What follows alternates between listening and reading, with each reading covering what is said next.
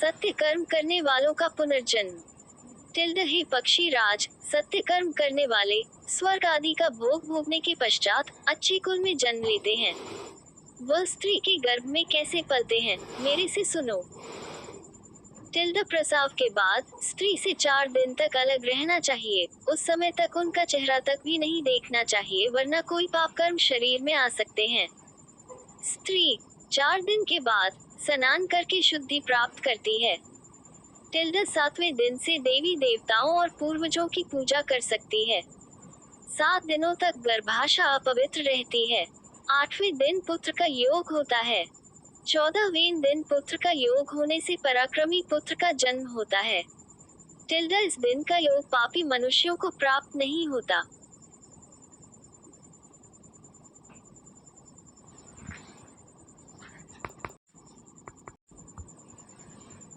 प्रेत का रूप और उसका निवारण। टिल्ड गरुड़ जी भगवान विष्णु जी से पूछते हैं कि जो मनुष्य जाने अनजाने में पाप कर्म कर बैठते हैं, वह यमदूतों की यातनाओं से कैसे बच सकते हैं। प्रेतों के रूप किन कर्मों द्वारा बनते हैं, किस शुभ दान से प्रेत योनि छूट जाती है। टिल्ड श्री हरि कहते हैं कि पाप कर्मियों को और जिनके पुत्र नहीं होता, दोनों अवस्था में बचना बहुत कठिन है। टिल्ड मनुष्य को पुत्र प्राप्ति के लिए हरिवांसा का पाठ, साता चांदी या रुद्र भगवान की पूजा करनी चाहिए।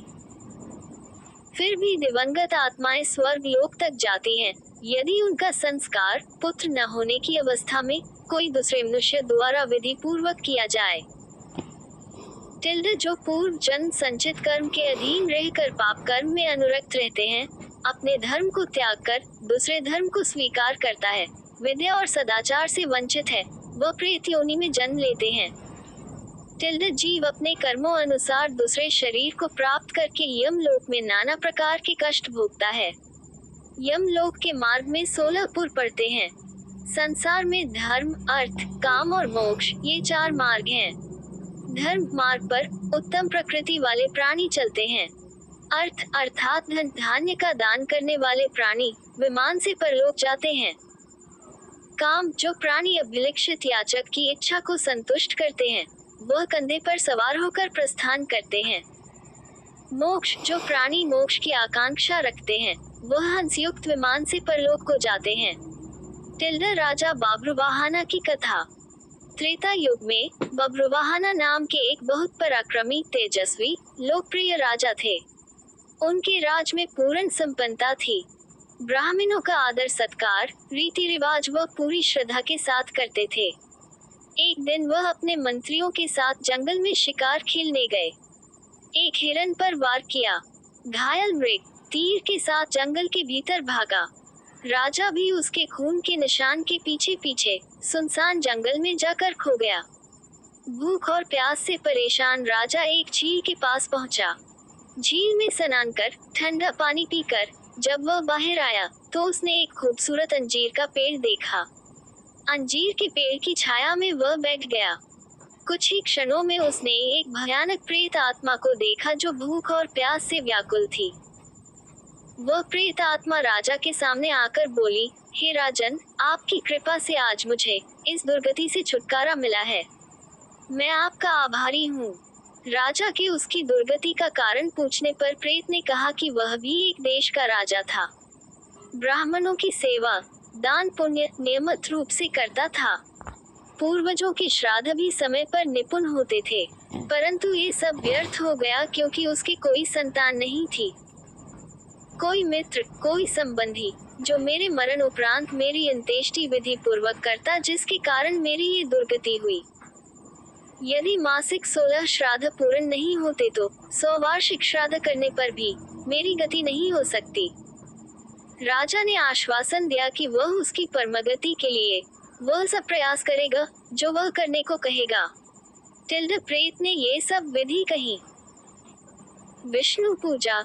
2 शुद्ध सोने के टुकड़ों से, जो धन छल कपट से न कमाया गया हो, श्री नारायण की मूर्ति बनवाकर, पवित्र जल से धुलाकर, पीले वस्त्र गहनों से सजाकर, पवित्र स्थान पर रखकर, इनके पूर्व में श्रीधर, दक्षिण में मधुसूदन, पश्चिम में वामन देव, उत्तर में गदाधारी, टिल्ड इनके बीच में पितामह और माहेश्वर, इन सब की रीति अनुसार पूजा करें। एक सांड को छोड़ने का भी प्रयोजन है। एक शया 13 ब्राह्मणों को पद दान और एक सोने से बना मटका, दूध और घी से भरा हुआ ब्रह्मा विष्णु महेश को पूजने के पश्चात अर्पित किया हुआ ब्राह्मण को दान में दिया जाता है। जंगल में से अपने मंत्रियों के साथ बाहर निकलकर राजा के द्वारा की गई रस्मों श्राद्धों से उस प्रेत आत्मा को सद्गति प्राप्त हुई। एक अनजान व्यक्ति द्वारा पूर्ण की हुई श्राद्धों की रस्मों से यदि प्रेत आत्मा को गति मिल सकती है तो पुत्र द्वारा संपन्न किए जा पर कितना लाभ हो सकता है। जो भी इस पवित्र कथा को सुनता है या दूसरों को सुनाता है कभी भी प्रेत योनि में नहीं जाता।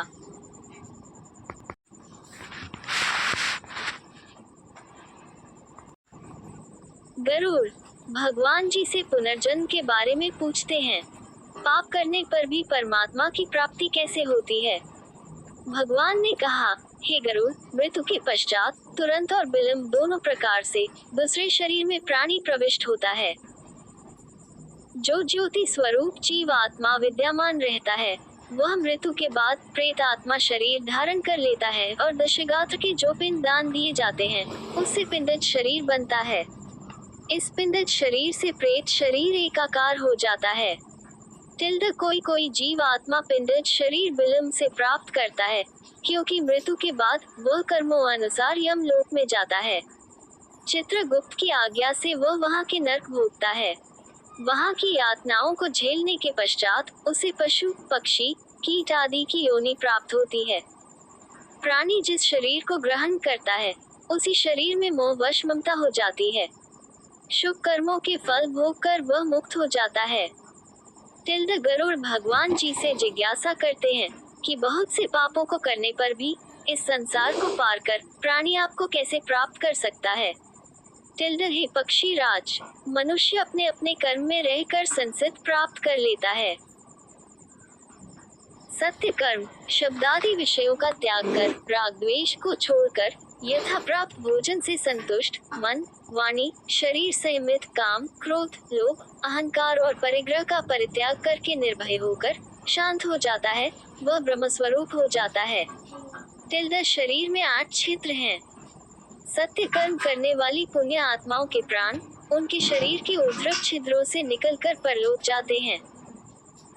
शब्द स्पर्श रूप रस और गंध ये 5 विषयों के अधीन रहने वाले पुरुष सदा ही दुखी रहते हैं। प्राणी का धन वैभव घर में ही छूट जाता है। मित्र और बंधु शमशान में ही छूट जाते हैं। शरीर को अग्नि ले लेता है। पाप पुण्य ही उस जीव आत्मा के साथ जाते हैं। मनुष्य अपनी योनि में जो भी दान पुण्य करता है वह सभी जिस जिस योनि में व्यक्ति जाता है वहाँ ये दान भी उपस्थित रहते हैं। देवता कभी काष्ठ और पत्थर की शिला में नहीं रहते, वह तो प्राणी के भाव में विराजमान रहते हैं। इसलिए सद्भाव से युक्त भक्ति का आचरण करना चाहिए। इस पृथ्वी पर दान दम और दया ये 3 सत्य तत्व हैं। दीन तथा सज्जन ब्राह्मण को दान अनाथ प्राणी का संस्कार निर्जन प्रदेश में स्थित शिवलिंग की पूजा करोड़ों पुण्यों का फल प्रदान करता है।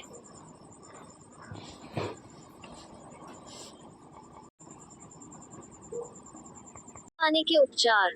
गरुड़ जी भगवान श्री विष्णु जी से पूछते हैं, हे मुक्ति प्रदान करने वाले सर्वश्रेष्ठ, इस संसार में करोड़ों जीव दिन प्रतिदिन जन्मते और मरते हैं। इसका कोई अंत नहीं है। इस संसार में सभी दुखी ही नजर आते हैं, सुखी कोई भी नहीं। किन उपायों से यह जीव मुक्ति प्राप्त कर सकते हैं, आप बताने की कृपया करें। भगवान विष्णु जी ने कहा, हे पक्षीराज, मनुष्य शरीर पाकर जो आत्मा की मुक्ति के बारे में नहीं सोचता वह मनुष्य का पाप एक ब्राह्मण को वध करने से भी बड़ा है। मनुष्य शरीर के बिना कोई भी प्राणी इस शरीर के महत्व को नहीं जान सकता। इसलिए इस शरीर को सुरक्षित रखकर सत्य कर्म करने अनिवार्य है। धन मकान अच्छे बुरे कर्म दोबारा से मिल सकते हैं, परंतु मनुष्य शरीर नहीं। इस शरीर की सुरक्षा अपने कर्तव्य के लिए, कर्तव्य ज्ञान के लिए और ज्ञान योग अभ्यास के लिए आवश्यक है। यह एक मुक्ति का साधन है। मूर्ख पुरुष के घर में जब आग लग जाती है तो वह कुआं खोदना शुरू करता है। टिल्डे ये संसार दुखों की पिटारी है। जब तक मनुष्य मोह माया के चक्कर में बंधा रहता है, सदा दुखी ही रहेगा। खाना पीना सोना वासनाओं की तृप्ति से सभी प्राणी लिप्त हैं, केवल मनुष्य के पास ही विवेक है। जो विवेक से काम नहीं करता वह जानवर है। टिल्डा इसलिए जब तक मनुष्य का आपस में मोह है, मुक्ति नहीं है। मोह करना ही है तो भगवान से मोह करो, जो आपके सब कष्टों को हरने वाला है। भगवान से मोह करने के लिए मन और आंखों की शुद्धता आवश्यक है। काम क्रोध लोभ अहंकार यह मनुष्य के पतन के पात्र हैं। वेद शास्त्र के पठन से मुक्ति नहीं मिलती, जब तक उनका ज्ञान अपने अज्ञान को मिटने में सक्षम नहीं होता। मेरा और मेरा नहीं, ये दो पद हैं। मेरा में बंधन है और मेरा नहीं में मुक्ति है। इसलिए जो मुक्ति के इच्छुक हैं वह सब बंधनों को तोड़कर सत्य के साथ नाता जोड़े। सत्य ही प्रेम है, प्रेम ही ईश्वर है। जो कर्म जीव आत्मा को बंधन में नहीं ले जाते, वही सत्य कर्म है। निर्वाण अथवा ब्रह्म की प्राप्ति के लिए मनुष्य जब अपने जीवन के अंतिम चरण में पहुंचता है, तो अपनी संसारी इच्छा शक्ति से अलग होकर मन में ये दृढ़ विचार करे, मैं ब्रह्म हूँ, या ओम मंत्र का ध्यान करे। इससे उसके मन की शुद्धि होती है और आध्यात्मिक तेज आता है। जो अपना घर बार छोड़कर अंतिम सांस छोड़ने के अभिप्राय से अयोध्या, आवंतिका, मथुरा, काशी, गया, कांची, द्वारिका ये 7 पवित्र स्थानों पर किसी एक पर प्राण त्यागता है, उसे मोक्ष की प्राप्ति होती है। सत्य असत्य को जानने वाले ज्ञानी, सत्य कर्मी, धार्मिक वृत्ति, कर्तव्य को पालने वाले और मुझ में श्रद्धा रखने वाले सदा मुझे प्रिय लगते हैं। ही पक्षी राज, मैंने सभी सिद्धांत भली प्रकार से आपको कहे, और कुछ जानने की इच्छा हो तो कहो। प्रभु के मुख से यह वचन सुनकर और अपने प्रश्नों के उत्तरों से प्रसन्न गरुड़ ने जगदीश्वर को प्रणाम किया और कहा, प्रभु आपने अपने मधुर वचनों से मेरा बहुत बड़ा संदेह दूर कर दिया। मेरे मन की मलिनता दूर हो गई। उद्धरण चिन्ह। इतना कहकर उन्होंने भगवान विष्णु जी से विदा ली और केशव मुनि के आश्रम में चले गए। श्री हरि, जिनका नाम लेने मात्र से सभी दुखों और श्रापों से मुक्ति मिलती है, ऐसे दयालु भगवान की अपने श्रद्धालु भक्तों पर सदा कृपा दृष्टि बनी रहे। ओम नमो नारायण।